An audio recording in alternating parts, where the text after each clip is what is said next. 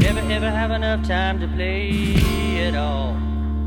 You know everybody wants to walk in someone else's shoes. Everyone's forgotten who they are. Such a crime to waste his time away. Such a low down, goddamn dirty shame. There's a man that I know who works his fingers to the bone. Never gets to spend any time at home at all. He's working, slaving all day, watching his life skedaddle away. Another life that's bound to fade away. Such a crime to waste his time away. Such a low down, goddamn dirty shame.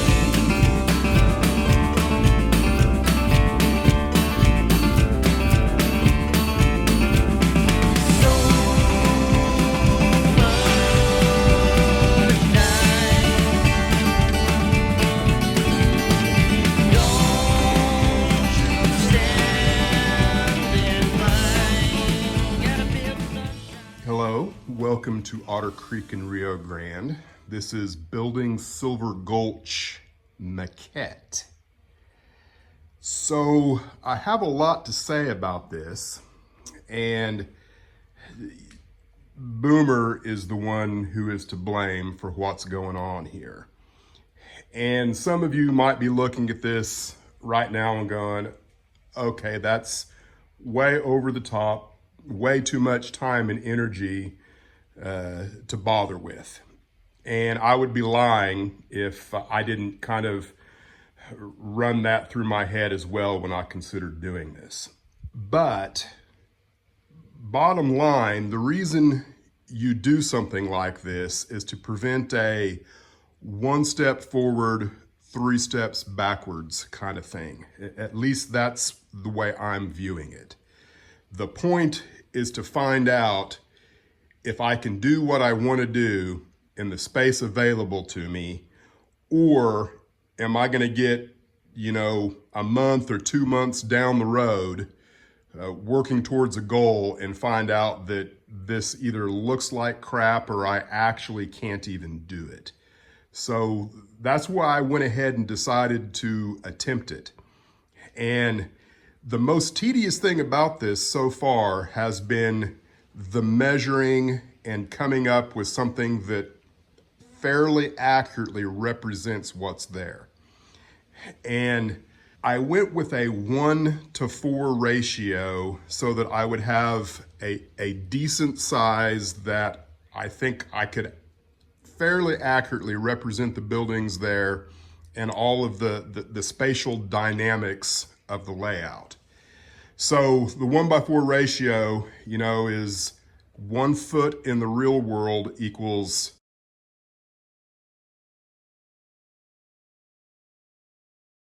this confuses me every time I think about it.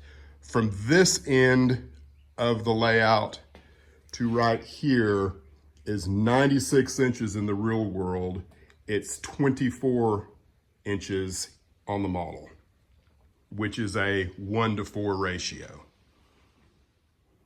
So in order to make this manageable, there's a really nice online tool called the Scale Conversion Calculator and Scale Factor Calculator. So you can see here I've got my 1-to-4 ratio in, and the real size in the real world, 96 inches equals 24 inches. So what's really nice about this is you can go in with your scaled size and you can change it to a different measurement, or not necessarily measurement, but you can convert it to millimeters from inches or whatever. So you can see 96 inches in the real world is 609 millimeters on our scale model. So it's real easy just to go in and on your mock-up, measure, that's 5 centimeters, give or take. and hit the calculate, and then it tells you it's 1.25 centimeters, or if you'd rather, it's 12.5 millimeters. Then you can take a set of calipers and dial in the size that you want, and then it becomes extremely easy to cut a piece of foam on your foam cutter, and the end result is buildings that are just almost perfectly accurate to the size they are, at least with your mock-ups. The finished building might be a little bit different, but you see where I'm going with this. So what that allowed me to do is I was able to build bases for the structures, and I could make a decision on how high I wanted them to be off of the plywood. And so at this end, I'm right at 3 inches. And then here, I'm right at 2 inches. And then of course, down on this end, right here, I'm flush. And then I just went in with Sculptamold and did my dead level best to kind of create a gentle rise. And it's, you know, it actually dips down just a little bit through here, which might actually be nice. You know, that way, you know, it doesn't look uniform, as a lot of people suggested I should try and avoid a couple of videos ago. So where am I at right now in what's going on with this? And that's the mountain line back behind. So let's take a look at that. So this is a good example of how the Maquette is working for me, because you can see right here, the top of this to the ground level around the coaling dealership there. There's no way that I could create a natural occurring slope from the top to the bottom in the space provided behind the coal dealership to the top of that hill. It just is not gonna look natural.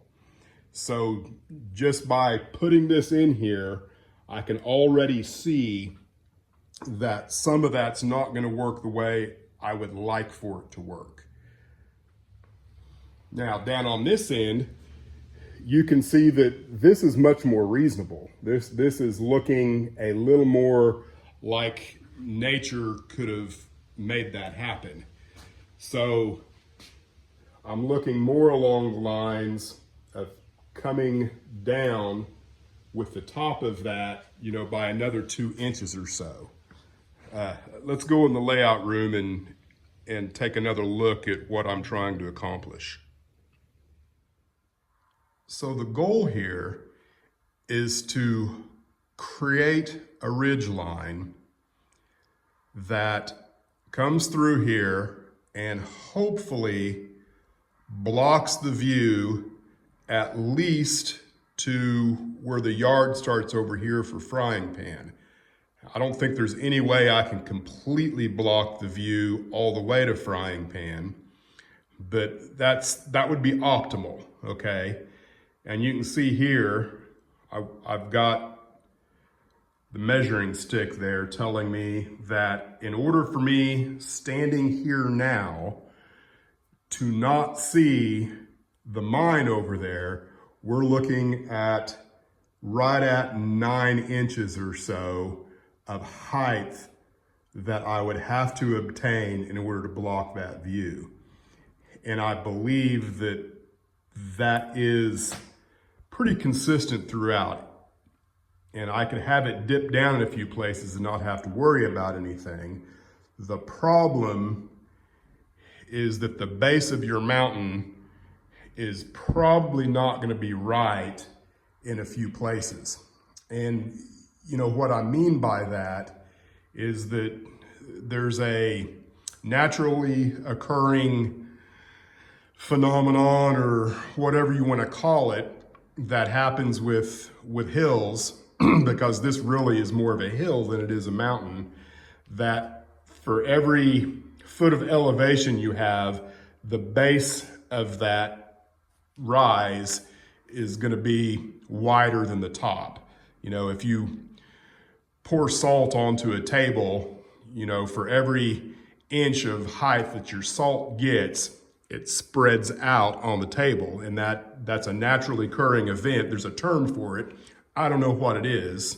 Maybe someone in the comments will tell me. But you know, what that means is that if I do something here that's actually 9 inches tall, the only thing you could really come up with that might actually occur in nature is a cliff face. And you know, that's something that I don't really want to do for various reasons. So what I'm wondering is, can I kind of split the difference between the total height needed, the top of the hill, which would come in more in line with the tops of the buildings, and then achieve the rest of the scene block maybe with trees, which I don't really like the idea of using trees throughout the entire length of that. That's a lot of trees.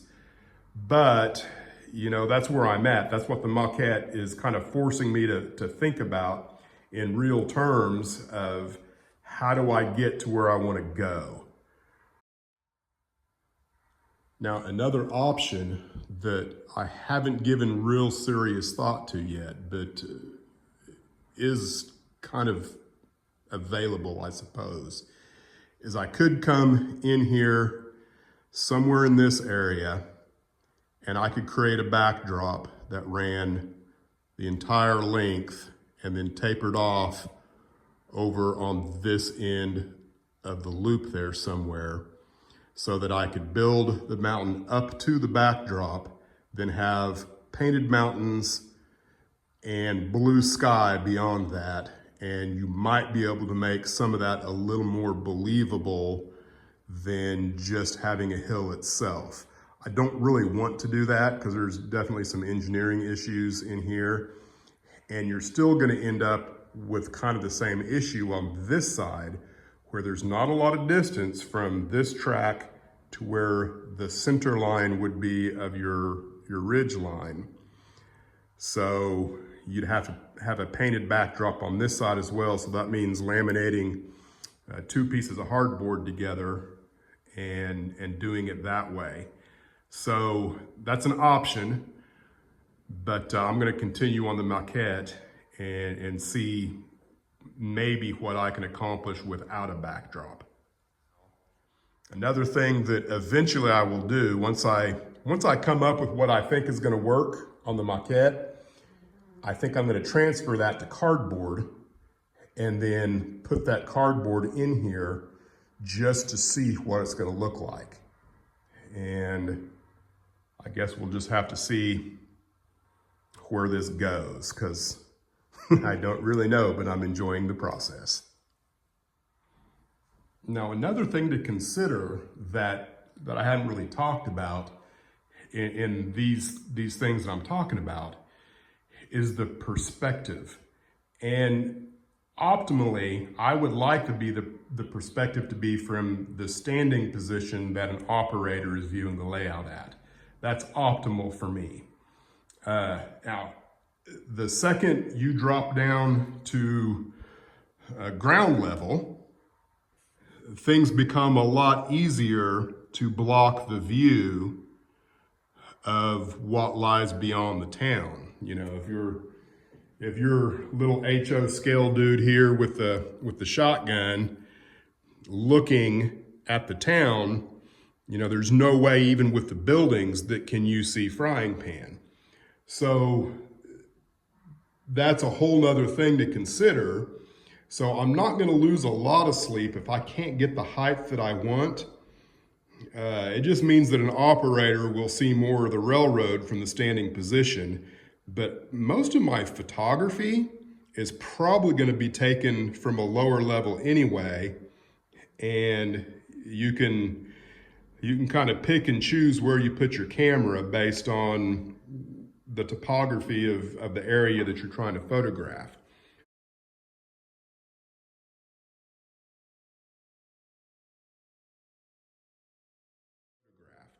So that's another consideration. I would prefer to achieve it from a standing position rather than purely from ground level. I've gone in and made my first round of adjustments here to the ridgeline. And you know, as we're standing right now, I think we're way lots higher than what the eye will be at when you operate. And there's a couple places where you can kind of see the track peeking through here, but I think that's because of where we're at now. This is where I started. So you can see how much I brought that down. And I think that's gonna work a lot better for believability purposes of it being a hillside, you know, rather than a sheer cliff face. Okay, we're gonna go shaky cam here for a minute. So I apologize to those of you with sensitive eyes, but I think where we're at right now is a lot closer to the operating eye level.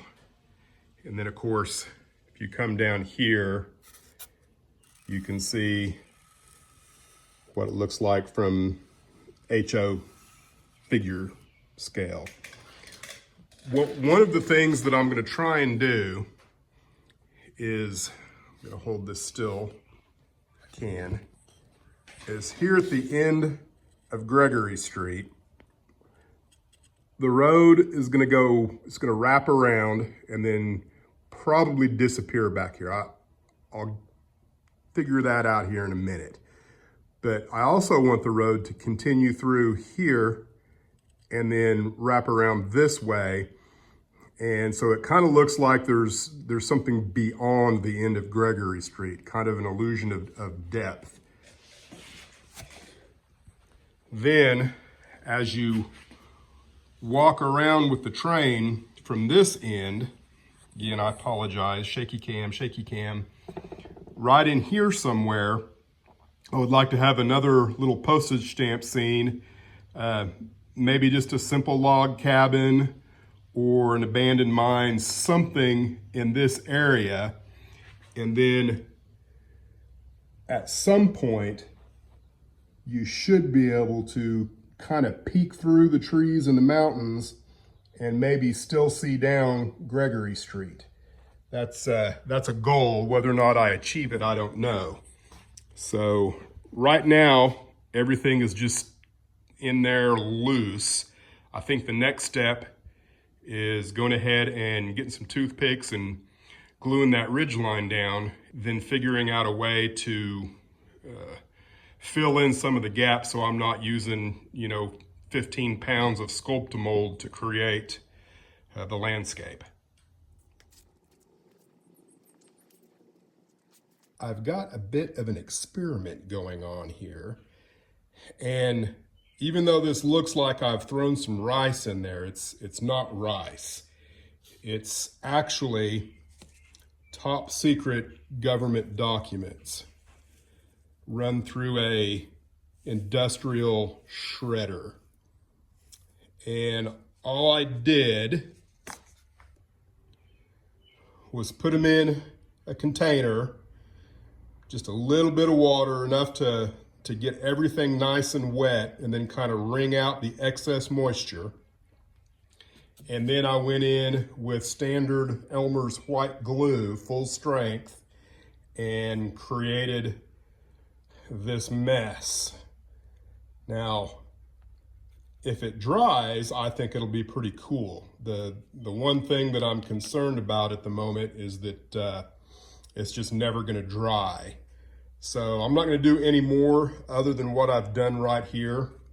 Of course, the idea is just to give me a little bit of a a foot up before I put any Sculptamold on top of it, so that I'm not using as much Sculptamold, because I've got like, I don't know, 25 pounds of this stuff that was on its way to a dumpster that I said, hey, give me that. I can do something with that. So I'm gonna let this dry overnight and see how it works in the morning and see what else I can accomplish. Well, it's been overnight and my top secret government documents there are still extremely wet. So that means I'm gonna have to try and figure out another way to do that. Probably plaster. Instead of mixing it with Elmer's glue, maybe I need to mix it with plaster and see how that works, because I do think that this is a valid way of doing business. You know, this is eventually gonna dry, and I think it's gonna work. It's just, I can't work on top of it for probably another week. So I think since it's Monday, and Mondays are generally kind of a free-for-all day for me, I'm probably gonna clean the layout room and run some trains. So we're gonna call it quits for this video. Thanks for watching, and come back and see how all this turns out.